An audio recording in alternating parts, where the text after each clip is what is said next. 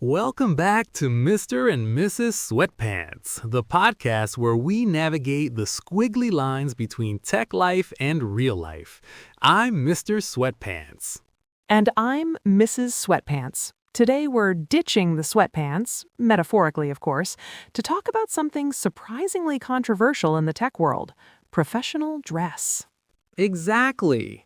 Does what you wear to write code actually matter, or is the hoodie and jeans uniform a sacred tradition we shouldn't mess with? I think we have to start with the classic stereotype, right? The brilliant developer hunched over a keyboard in a worn-out hoodie and headphones. Right, the Silicon Valley uniform. And for a long time, that was a badge of honor. It meant you were being judged on your skills, not your style.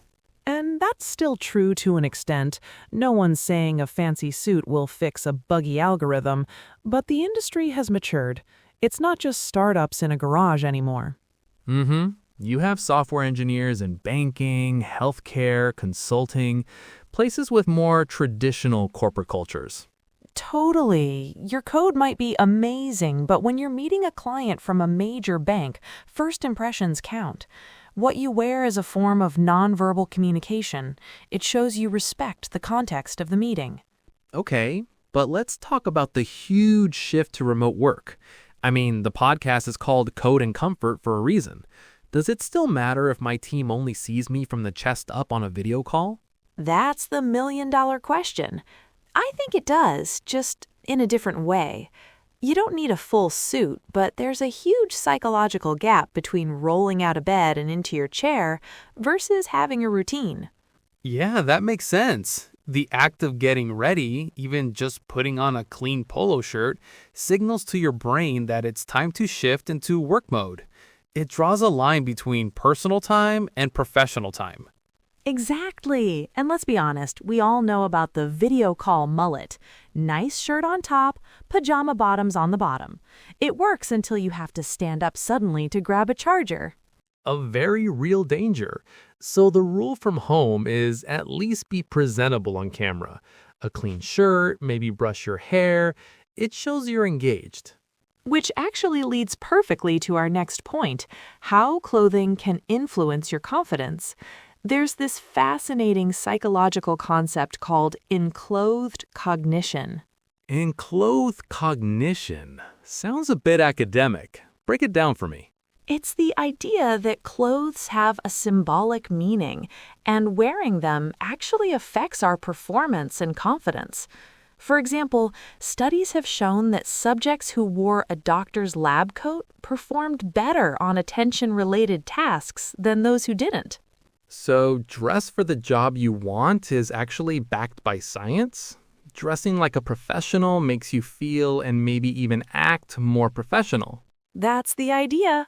When you feel put together, it can give you a mental edge. You might speak more clearly in meetings or present your ideas more assertively. I can see that.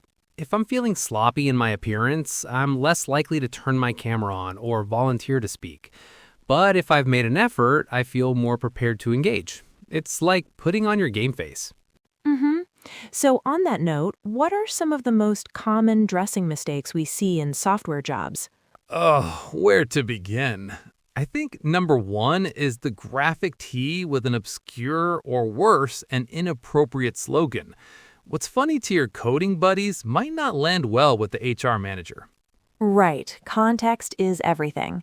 Another one is just looking unkempt in general. Wrinkled or stained clothes just signal a lack of attention to detail, which isn't a great look for a developer. Definitely. And a big one is not reading the room or the company culture.